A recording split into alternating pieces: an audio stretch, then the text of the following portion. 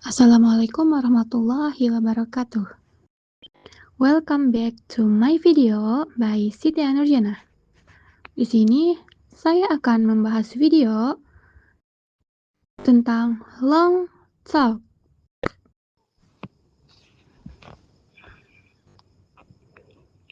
What is long talk? The term long talk, also known as a deep talk or heart-to-heart, refers to an extended, meaningful, and serious conversation between two or more individuals. And next, characteristic of long talk.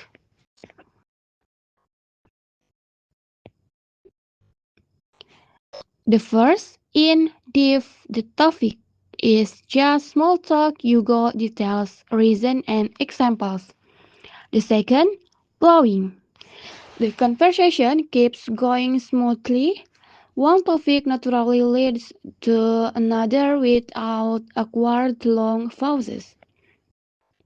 The third, two-way. It's not a monologue. You ask each other question, listen, and respond.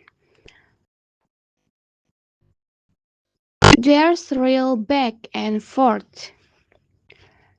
The fourth, you start opening up, sharing experience, opinions, and feelings, not just general facts. The fifth, it feels like just a few minutes, even though it's been 1 to 2 hours. That's a sign that talk is engaging.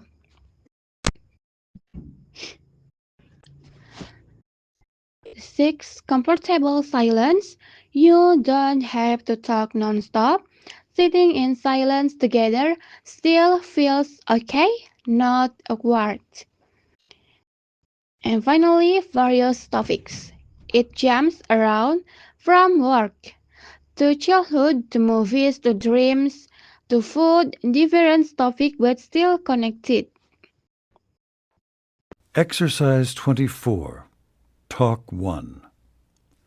Listen to part of a lecture in a history class. The professor will discuss gold coins. In 1792, Congress passed an act authorizing the coinage of gold eagles valued at $10, half eagles valued at $5, and quarter eagles valued at $2.50. These gold coins were standardized to silver on a 15-to-1 ratio, that is, 15 ounces of silver to 1 ounce of gold. Although the ratio was reasonable at the time that the bill was passed, by the turn of the century, the ratio in Europe had reached 15 3/4 to 1, and the overvalued gold coins in the United States were either smuggled out of the country or melted down. Gold therefore disappeared from circulation until 1834, when a new law reduced the weight of gold pieces. Soon afterward, gold coins appeared in a smaller size and returned to circulation. The new interest and demand for gold encouraged the mint to strike $20 double eagles and a smaller number of $50 gold coins.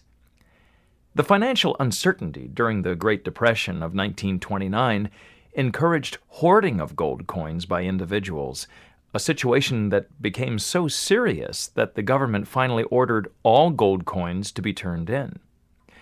During the next several years, a number of amendments exempted certain kinds of gold coins and allowed limited collecting.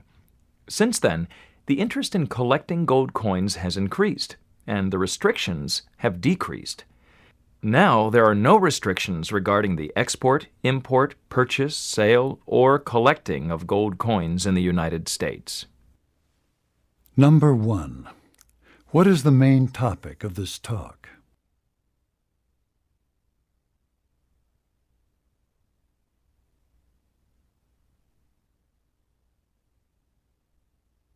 Two. What was the value of the original gold eagle?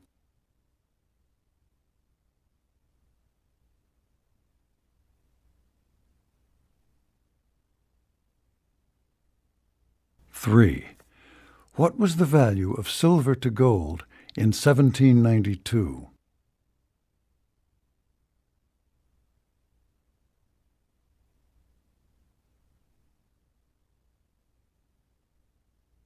4. What happened after the law of 1834?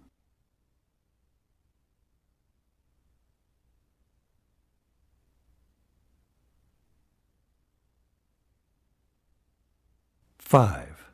What are the restrictions on collecting gold coins today?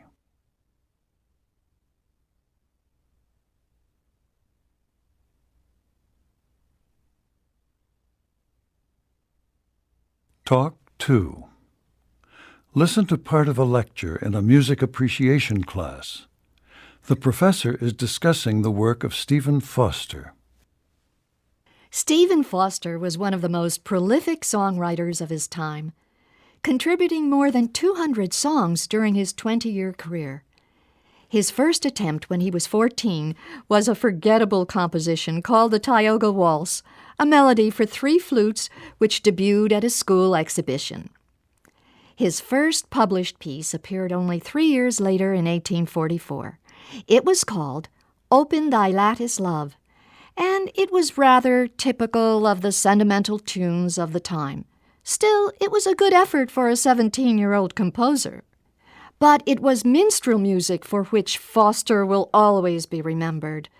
The songs of Southern black slaves in the pre-Civil War days evoked nostalgic themes, like the plantation era that was already fated to pass into history. His first successful piece, O Susanna, became popular throughout the world and is still widely sung. Campton Races followed with similar success. The most successful song written by an American to that date was Stephen Foster's Old Folks at Home, which appeared in 1851. Some of you may recall it as Way Down Upon the Swanee River, since it was also referred to by that title as well. In any case, an item in the musical world of New York stressed the unprecedented sales. At a time when half of all the sheet music published was a total failure and a sale of 5,000 copies was considered highly successful, Old Folks at Home sold nearly 100,000 copies. Old Kentucky Home, which came out 2 years later, capitalized on the reputation that Foster was making for himself and was also a huge seller. Now, what is interesting about the success of Stephen Foster is that he himself was ambivalent about it. Sometimes he hid his identity with pseudonyms. Sometimes he requested that his name be withheld from the cover to the sheet music. And other times he insisted that his name be displayed. Out of the context of the times, none of this seems to make sense. But when we contrast the musical world of high society with that of the common people, it becomes clear. Stephen Foster's success came from writing plantation songs for popular entertainment. The music was easy to remember, very repetitious, and available to everyone in the popular music halls. But the music that was considered serious and appropriate for society events was quite different. Foster proved that he could write such music, and perhaps had some secret desire to succeed on those terms, but that type of music didn't enjoy the widespread popularity of the plantation melodies that we still recognize today. Most school children have heard Jeannie with the Light Brown Hair and Beautiful Dreamer, but none would recognize the saccharine ballads and hymns that were considered by a genteel few his better music. Number 1. What kind of music is associated with Stephen Foster?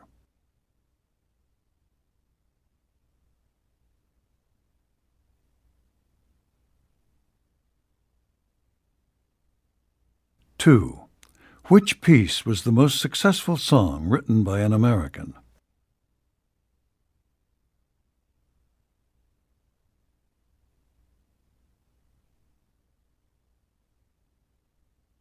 3. Why did Stephen Foster withhold his name from the cover to some of his sheet music?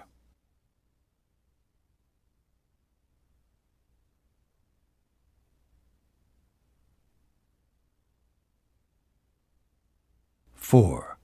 What best describes Stephen Foster's most popular songs?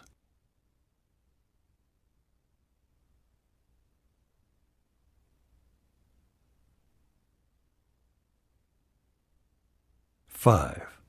What do we know about Stephen Foster?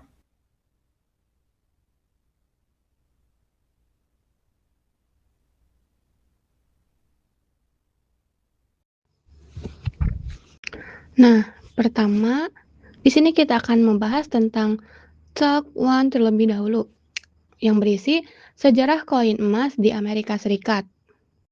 Next, number 1, jawabannya adalah B. The history of gold coins in the United States. Kenapa? Jawabannya B, karena di awal narasi, narator langsung menyebutkan bahwa profesor akan membahas tentang koin emas. The professor will discuss gold coins. Sepanjang audio, profesor menjelaskan masa regulasi, rasio nilai, hingga peredaran koin emas di Amerika Serikat dari tahun 1792 hingga ke era modern. And next, kita lanjut ke number 2. Number 2 jawabannya adalah C, $10,000. Kenapa? Karena profesor menyebutkan secara detail ketentuan dari Kongres pada tahun 1792 yang berbunyi authorizing the coinage of gold eagles valued at $10 atau mengizinkan pembuatan koin emas eagle bernilai $10. And next, number 3, fifth jawabannya adalah A, 15-1. Kenapa jawabannya A? Karena di sepanjang audio dinyatakan this gold coin were standardized to silvers on a 15-1 ratio. Artinya rasio standarnya adalah 15 ons perak berbanding 1 ons emas. Next, number 4, jawabannya adalah B. The size of gold coin was reduced.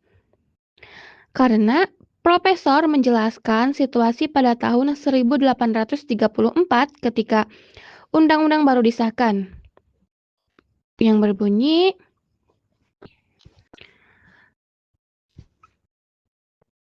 pada 1834, when a new law reduced the weight of gold pieces, soon afterward gold coins varied in a smaller size. Pengurangan berat ini membuat ukuran fisik koin emas menjadi lebih kecil. And finally, talk 1. Jawaban number 5 adalah A. Gold coins might be imported without restriction. Karena di akhir pembahasan talk 1, profesor menegaskan kondisi saat ini. Today, no, there are no restrictions regarding the export, import, purchase, sale, or collection of gold coins in the United States. Sekarang tidak ada pembatasan lagi untuk impor koin. Jadi jawaban nomor 5 adalah A. Gold coins might be imported without restriction. And then kita lanjut ke talk 2. Talk 2 berisi tentang Stephen Foster and musiknya. Number 1, jawabannya adalah B. Plantation songs. Karena di sepanjang audio, profesor menjelaskan bahwa Foster akan selalu dikenang melalui musik minstrelnya, yaitu the songs of Southern black slaves in the free Civil War days. Next, number 2, jawabannya adalah C. Old folks at home. Dalam audio dijelaskan secara gamblang, the most successful song written by an American to date dates That was Stephen Foster's Old Box at Home. Lagu ini terjual hingga hampir 100.000 salinan, sebuah angka yang luar biasa sekali pada zaman itu. And next, number 3. Jawabannya adalah C. He knew that some songs would not be approved by high society. Karena dalam video diterangkan bahwa Foster memiliki perasaan ambivalen terhadap kesuksesannya. Musik kalangan atas high society dianggap sangat berbeda dengan lagu perkebunannya yang merakyat. Next, number 4. Jawabannya adalah A. Easy to remember. Kenapa jawabannya easy to remember? Karena dalam audio menyebutkan karakteristik lagu-lagu populer Foster yang membuatnya sangat sukses di pasaran dijelaskan oleh Profesor. The music was easy to remember, very repetitious. Musiknya yang mudah diingat dan banyak pengulangan. And next, finally, number 5. Jawabannya adalah A. He wrote many songs during his career. Dalam video dijelaskan, pada bagian awal talk to, Profesor menyebutkan bahwa Stephen Foster adalah salah satu pencipta lagu paling produktif pada masanya.